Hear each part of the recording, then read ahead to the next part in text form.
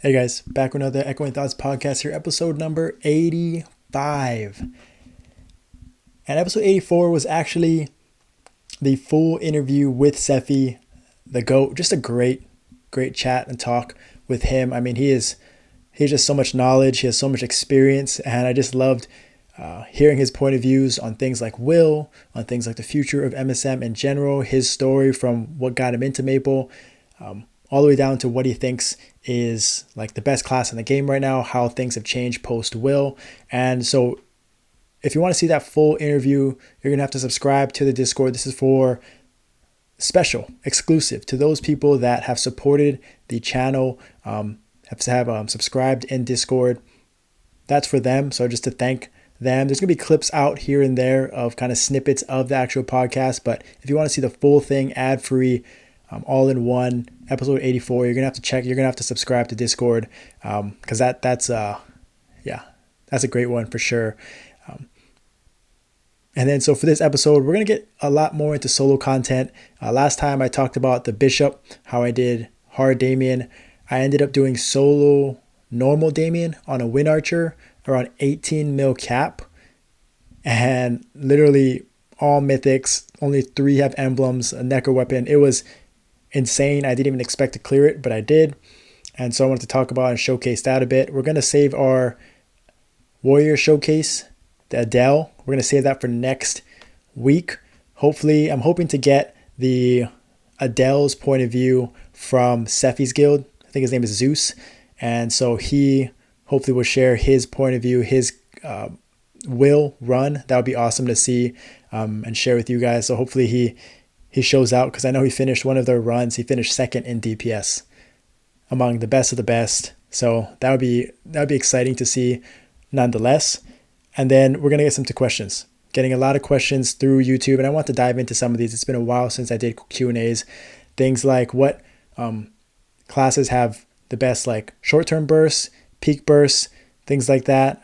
Things about damage pre level 220 for certain bosses. A lot of great questions are getting out there, so I want to dive into those later on.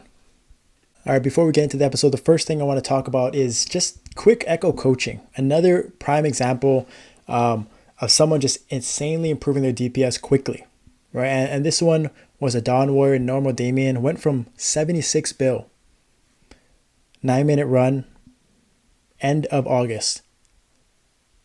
2 weeks later, 129 bill. The run was faster. Don't get me wrong. 2 minutes difference from 7 minutes to 9 minutes. So obviously the team was improving, but he's a big part of it, right? The first run, he was doing 15% contribution. And this one, he's doing almost 20. Gear got a little bit better, but for the most part, it is just insane to see the peaks and the consistency, which is what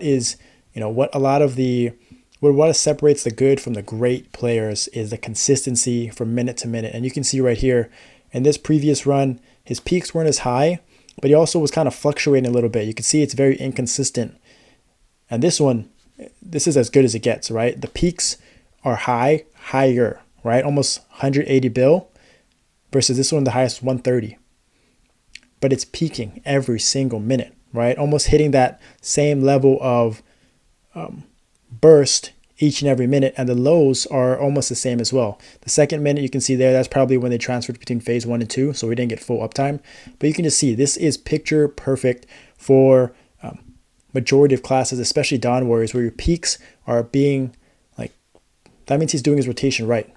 Normal Damien is a lot easier to consistently do your rotations and do consistent output because of the way the boss mechanics are. So it shows that he knows his rotation. He changed it up a bit. We fixed it, cleaned it up, his skill wheel. There's a lot of buttons for a Dawn Warrior. And once he figured that out, you can see, right? He's just improving, slowly improving with the mechanics, and the results speak for themselves. Almost doubling your damage in 2 weeks. I mean, that's unheard of, right? And so who knows if this is even his peak, right? He could probably find ways to improve things like that, I'm sure. But just over 2 weeks, 2 runs, this big of an improvement is something that these guys are taking advantage of, right? And this is kind of the results that people are seeing. And so I just want to share with you guys quickly that, because it was, I didn't think it'd get much better than the Paladin that improved their DPS that I've showed before. But this is just, I mean, the sky's the limit, for real. All right, so now we're going to get into another solo content gameplay, normal Damien, this time on a Wind Archer. You can see right here, the cap. I'm going to show you guys my gear at the end because I think it's very important. You know, people ask to see what kind of gear I have on these accounts, and let's see right here. It's going to show it. Like, this is the gear I'm using. This is bare bones. Like, the emblems are level 1, the 3 mythics.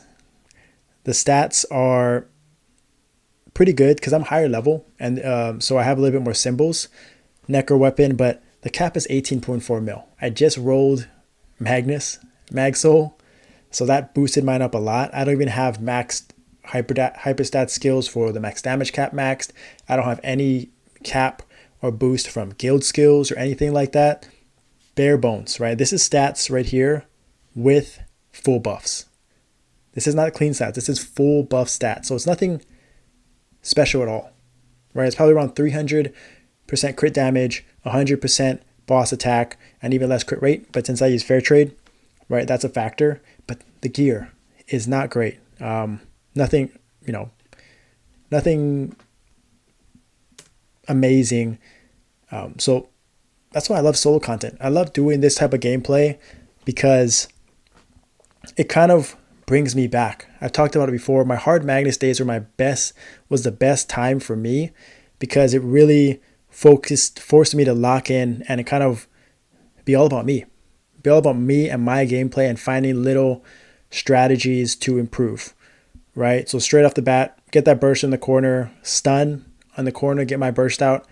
And it's funny how even a class like a Wind Archer, so I don't take Blink here because I didn't have enough slots, but it's even funny how a class like a Wind Archer, who is not really known as a burst class, right? So the majority of my damage is through my V skills. This Howling Gale skill right here ended up being a huge chunk of my damage. And this is not a 2-minute cooldown. This is a 30-second cooldown skill that does majority of my damage. So when looking back at the battle analysis, like look at these lines. I'm hitting 5 to 6 mil cap lines. There's so much room to grow DPS and gear wise. My gear was not even anything special at all, right? But you can see right here, I'm making sure that my Howling Gale, I'm trying to use as much as possible. This is a grind. But I just love it so much. It's so much fun. This is a sweaty run. Like you can see getting through phase 1, close to 2 minutes left is cutting it close as it is. For anyone that has done Damien before, they know that there's, like if I'm getting through phase 1, it's taking me this long, you know it's going to come down to the wire for sure. So you can see here, the most important thing for me is I can tank those dashes. Huge. But I got through it. Right, and you can see the CP is 34 mil. 34 mil cap. I should not be able to do this type of content, but test the limits. And so the reason why I love doing this and maybe a little bit too much, investing a little bit too much in the alts, is because it keeps me fresh. It keeps me engaged, keeps me learning all these new classes. Broncos lose us. All these new classes, and this, like on my Bishop, compared to my Paladin, compared to any class that I played, Wind Archer is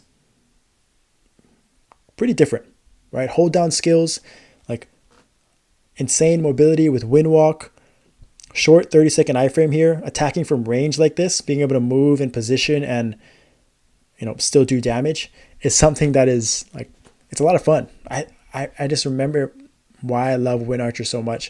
It was one of my favorite classes here, and it just made Damien so much easier to reposition and do all these things. Like right here, you can see I'm going to outrange this dash right here and throw down my Howling Gale. And those lines are not hitting hard. Not at all. So I was able to use it there. Here comes dive. And the nice thing is it's going to dive right because it's facing right. What if, yeah, maybe I should have taken the altar there, but a little bit too late. So I'm going to have to try to reposition. I think I should slash it right here. Yeah, there you go. Slash it right here and then give myself all this room to cleanse this next altar. Huge right there. I need to cleanse that. And in normal mode, that cleanses a lot faster than it did in the hard solo mode on my bishop. So that was nice, but man, is Windwalk so fun. Windwalk is so cool. Stunned right here. I didn't want to get dashed on there. So I just stunned it, get my burst out, Howling Gale, everything. And I think I do have to run a little bit for this next tornado. So you're seeing me to teleport, tornado, outrange it. Looks like I can still, yeah. So now I'm trying to get outrange this dash. Look at this. Look at this perfect positioning. Boop. No damage. Get lucky sometimes. Or that skill. And then rinse and repeat, right? Windwalk with Dumpling and Fever buff is nice. You're going to use my iframe here to immune that dash, get Howling Gale out, get my burst out. Unfortunately, a lot of this didn't. Oh, there. It paired with DS4 right there. I was mainly trying to use Howling Gale off a cooldown versus wait to pair with DS4. I have to run here for dash. Because dash increases my stacks as well. So I tried to, minimize that as well. Minimize taking dash damage. And here, luckily, survived that.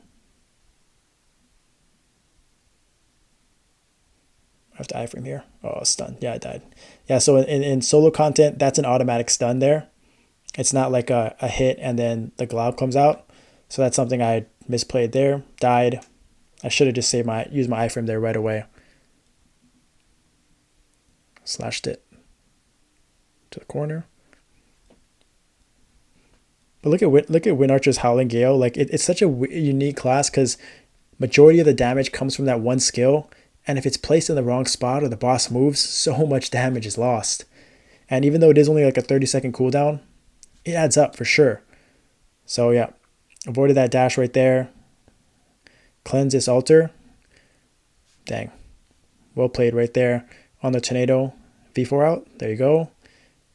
Maximize it right there while tornado's up. So playing this really well right here.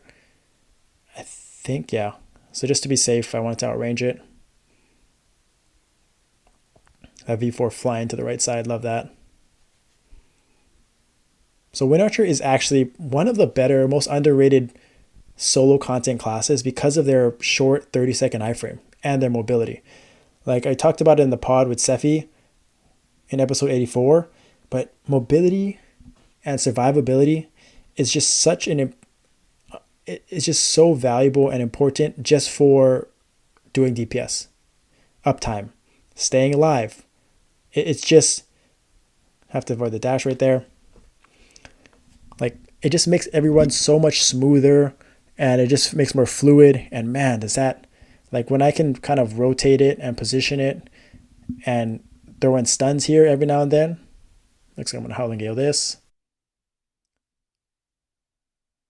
Yeah, I have to take this altar here. Am I going to stun it here? Yep, stunned it. Wow, on point. Yeah, well played by me. Tried to stun it there just so I could get max value out of my burst there. I think Popcorn's going to come next. So, I mean, you can see this is a sweaty run. And it was kind of good that I stunned there because it allowed me to have a stun at the end of the fight. A 3-minute cooldown for that stun. Kind of getting max value out of it is ended up being very important for me to clear. And so I just outranged that dash right there. Stay on top of the boss so he teleports right on me and then get out of there for tornado. So like I mentioned in the bishop point of view, and any type of solo content, right? If you don't know what's coming, if you don't know the rotation, you're dead. You're dead in the rights, right? Because there's no one else there to save you. There's no reses, there's no support, anything like that. It's just you and the boss. So if you're out here kind of guessing and not knowing what's going on or what's coming next, it just becomes so much more challenging. But when you do, Man, does it feel good. Man, does it feel good. We can outrange things like that right there. You can pop your burst. You can cleanse the altars. Did I get this? Yeah. So I got that just in time. Love to see it. Dash, survived there. So I was a little bit late on that howling, that monsoon. And there. World Tree way faster in normal mode as well. And the funny thing about normal mode is that it's not very lucrative. It's not like it's 20 coins. So 5 coins. So you need about 20 weeks to get one armor temp. That's pretty rough. Pretty rough. And I wish that it was more, but I get it. Right? I get it. Like, so this game is not for solo content players, unfortunately. Like, and if you could just reward people for just like team content is just harder, in my opinion. Right? Like, I don't want to do normal Damien. I don't want to do hard Damien because grinding it out with a new team, schedules and things like that is just like it's harder than the actual boss. So it makes sense that like team content is more rewarded, but it still sucks that like there's not much reward. Like if you're a solo player and you don't have like guildies to rely on, or like it's for your main and you can't, like, it's tough. It's tough for sure. Even for Lotus, even for Damien. So I'm grateful that they have solo content, this option in general, but it's definitely not like ideal, right? Even doing normal Damien team mode is way more valuable. And I think this gear wise could survive plenty. This could hold its own plenty. And with more rebalances and more things to come, it's going to be even easier. So you can see how sweaty that was right there. What was the time on that? There was a chance at a primal, but I bet it's pretty low. 957. Yikes. Yeah. That was my first attempt ever. So I didn't even know if I had the DPS or possible. A good thing I did Magnus. And I got lucky there because I needed every single bit of cap there for sure. But pretty consistent. Right? And it's just going to get better and better. My goal is to do hard mode because I think my bishop at 22 mil cap isn't much stronger than like a 18, 19 mil cap Wind Archer. But I definitely need more stats because I'm not capping. I'll show you the battle analysis in a little bit. There's the gear like I showed before. And so here it is, the battle analysis. I think I missed some stuff in between. Yeah, definitely missed some stuff. But like I mentioned before, 100 bill, a third of the damage from Howling Gale. Pretty insane. Pretty insane. 60 in uses. So just like, this is just like, Paladin. This is even more absurd actually, because even Paladin has a pretty good breakdown between like only 3 skills that do like 25% of the damage. But this is like 30% and then 10, 10, 10, 10. Pretty crazy. So like Howling Gale is obviously their V skill. Merciless Winds is their V skill. It's like a passive. Stormwind is their burst, Song of Heaven. And then I'm missing kind of the V4, the Vortex that I use and some skills in between. Obviously the math doesn't add up here, but for the most part, what I learned is the damage looks consistent, right? The damage charts, like in battle analysis, you can just say like it's a sustaining class that doesn't have high peaks, that doesn't have low lows, but like look at this. This is spot on the last 2 minutes, kind of just like even keeled on average. But when you look at the charts, the actual breakdown, one skill. You mess up that one skill, you misplace that one skill, you're going to lose a ton of damage. So there is some skill cap to it for sure, especially with bosses that move like this in Damien. You can't just throw it out there. You got to know when to use it. After dashes, after dives, when he's teleporting, things like that. When tornado's coming, don't use it when popcorn or dive, and things like, don't use it when the boss is immune. So there is some skill to it. Like I said, you have to know when the boss mechanics to maximize the solo content stuff, or you're just going to lose out on a lot of DPS. So I definitely think I can play better, but I played pretty good, and it was sweaty. Very, very sweaty, but I'm excited to kind of progress on this and see how far I can take it as I get my hyper stats added up, get to like a few more cap.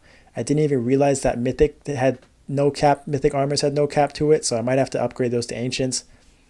I don't know. But the goal is hard Damien soon for double those coins. Even 10.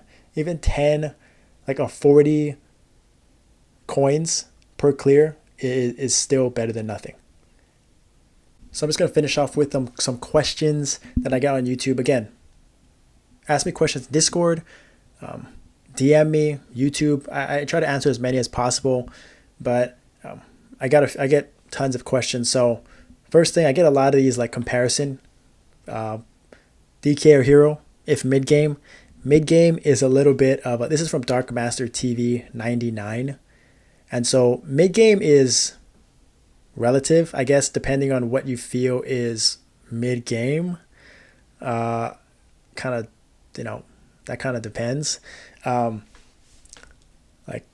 I don't know what mid game is, but I would say like heroes are probably one of the best classes if you're under geared stats wise to maximize their damage, because they have so much final damage that they can cap very, very easily. So if you're 18 to 20 to 22 mil cap, maybe even like any level, I guess, but mainly a mid level when you're lacking stats, heroes damage wise are very good. Now I think what sort of makes it challenging is if you don't have your maxed V skills, just like in any class, but especially like your World Reaver or your Impenetrable Skin, which is your main iframes and your survivability, because as you level those up and max them up, the cooldown gets reduced. It makes it a little bit more challenging for them to survive if those are not maxed, because those are longer cooldowns and they don't have, those are very valuable for them. They don't have like self heals or anything like that. While as DKs, on the other hand, have amazing survivability, self heals, and the best short-term burst in the game. So DKs have leech, and they can, they just, as they attack, they start to heal. They have iframes. They have, again, really good bursts. Mid-game, I think DKs probably, if they don't have their match V skills, I'm assuming mid-game, you can decide where you're asking if your V skills are maxed or not, which is still pretty end game in my opinion. Getting V skills maxed is still pretty challenging. I would say that they're not like, you can't really maximize their potential, but I answered this by saying DKs for sure. DKs are insane. Just the amount of survivability, especially like if you're mid game, I assume you may be lower on the DPS charts, or you're doing a lot of solo content. Survivability is huge, right? So being able to self-heal, reduce the amount of pots, being able to be self-sustaining. On top of that, they get Impenetrable Skin. On top of that, they have Dark Pack, which is like an iframe. So just a lot of options there, better burst. But can't go wrong with either, right? In end game, for example, heroes and DKs are S tier as far as aggros and doing damage and consistent damage and survivability when everything is max and when everything is the best. But mid game, still would probably say DKs, but it's close. It's close. I like both of them. The next question is, I get a lot of these things about the 2% minimum. Yeah, it's tough. I feel for you guys. We just had in our Lucid run, one of our members lose, not hit the 2% because they DC'd. Entire second phase of Lucid. They were stuck in another room. They couldn't even auto attack the boss. It was very strange. And then of course the next day they have a server stability patch, multiple patches, things like that. So very unfortunate, right? So it does affect everyone, for sure. It's not just, everyone has their own situations and their own complaints. I get it, but yeah, I'm in the same boat, right? It sucks. It sucks. We had to scale back on DPS, and Lotus had to, on my Paladin, they had to stop DPSing to not kill the boss so fast so people would catch up on DPS. Things like that, right? You figure it out. I get it. It's hard. There may be some bumps in the road, but it's the game we have. It's what we have. It's not going anywhere. KMSM has it. So they're not going to change it for us. So we just have to adjust. Everyone just got to adjust and kind of do their part. And 2%, it's not like, it can't be any lower than that, to be honest. And then another question is, this is a good one. Top 5 free-to-play classes. I've talked about this before. You have to go with the support classes, right? The 2%, like I mentioned, is tough, right? You still have to do DPS. But I think like Paladins, Phantoms, probably the best free-to-play because they can support and do a lot of different utility things that still bring value to the team, but they also can do enough damage. Bishops are a little bit more challenging, but again, great support classes. If you max out their V4 skill and use that properly, you can get 2%. You can do enough damage there. I think Shades are really good. Heroes, like I mentioned, for a DPS class, cap very easily. Free to play. I always favor towards the support classes because they're just like Shade. They just provide more value to a team, right? Free to play players tend to be lower on the DPS charts, so it's hard to bring you along unless you're doing other things, unless you're specific classes, unless you can, help bring value to the team to clear, right? So either classes that are support, Phantom, Pally, Bishop, Sia, Shade, or you are kind of one of those middle tier DPS classes that like can dish out enough damage without, very easily. Like heroes, probably DKs, I would say like Loomies and Evans that don't have clones, because clones kind of hinder a lot of the damage. But yeah, those are sort of classes that I think. But yeah, DPS is a little bit tougher. DPS is tougher. Support classes for sure are the way to go for free to play. And then another question is Teach. Always asking questions, always has great, is trying to learn and comments. Is there a burst sustain tier? Not in terms of strongest burst, in terms of shortest, quickest burst to longest sustain burst. So this is a great question. I don't want to say that I know every single class and how they would rank, right? That takes a little bit more effort and a little bit more knowledge, but I would say that as far as like ranking them, as long as knowing which one's the best classes, I have a pretty good idea. So short-term burst. So what I think of as short-term burst is like you're trying to clear within the first, you're just trying to do dailies and who's like doing the most damage in HRA or in CRA and things like that. That's like pretty much one-shots. Paladins, their V4 hammers are very good. I think of like classes with, there is kind of, I guess, two, the way I look at it is if you have just throw all your cooldowns in, who's going to do the most damage in the first 10 seconds. Yeah, so that's like Night Lords, Paladins, Dual Blades, DK Shadowers, Evans are up there, Demon Slayers are up there, Wild Hunters are up there, Mercedes are up there. I mean, that's 9, 10 classes off the bat. Ice Lightning Mages are up there, but Fire Poison Mages, I think, are up there. Nightwalkers probably not really Nightwalkers. Those are kind of the classes that I think have like the best short-term burst because they have like 2-minute cooldowns that like they do a ton of damage in like a 6 to 8 second window, and it's a 2-minute long cooldown. Whereas I think like sustain classes are more of,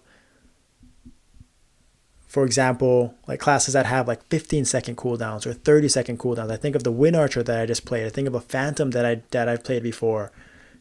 Classes that have like, they can get their attacks off at the beginning. It may not be the peak, but they can get another use of it in 30 seconds and get another use of it after a minute, right? And so like Wind Archers come to mind, Phantoms. I think Ice Lightning Mages are kind of the best of both worlds. May not have the highest peak, but like they can kind of do both. They're like top tier in burst and sustain, which is why they're very good. I think, I forgot to mention Cannoneers have the high peaks. So those are classes like sustained wise. Shades are pretty sustained as well. And I think majority of classes fall into like those two categories, right? They either have 2-minute cooldowns that they do a ton of bursts in the first 6 seconds, or they have like 30-second cooldowns that they can use more frequently that may do like, I don't know, like 700, 800 lines, even like every 30 seconds to a minute, or 500 to like 1,000 lines every 30 seconds more frequently. That is what I would consider more sustained burst. And there's obviously classes like that have the high peaks and the low lows, right? Things like paladins and night lords, and wild hunters and like dawn warriors, kind of even, where they have a huge burst within 45 to 60 seconds and then they're down for a minute or 45 seconds, right? High peaks, low lows, high peaks, low lows, kind of those AT&T bars type of things, where like wind archers are more sustained, but it's because they have 30-second cooldowns that have still pretty good bursts that are very effective in certain bosses. But they kind of get to they kind of get to a more equilibrium because of that. So hope that answers your questions. That is sort of what I think of it. But yeah, those are classes that come to mind. And there's obviously all the other classes that I haven't mentioned are sort of fit into one of those categories as well. But that's all I got. Let me know if you have any more questions. Don't forget to like and subscribe. Subscribe to the Discord channel too if you want to see that full episode interview with Sephi. Next week, hopefully, is patch. There's something exciting there as well. Exciting times. Hopefully more will clears in the future. Maybe a nice little rebalance or new content coming out. Excited to see what comes up in September. Hopefully patch does come next week. Either way, thank you for watching. I'll see you next time. And if you guys made it all the way to the end of the video, I appreciate it. Thank you so much. Don't forget to like and subscribe and join the Discord community. The Echo Clan community is growing, the best community in the game right now. And if you want to take your gameplay to the next level, improve your gameplay, do more damage, do more DPS, you definitely want to subscribe. The first 7 days are free and you're going to get full access to everything in the channel. So you definitely want to check that out. Thank you guys so much. I'll see you guys next time.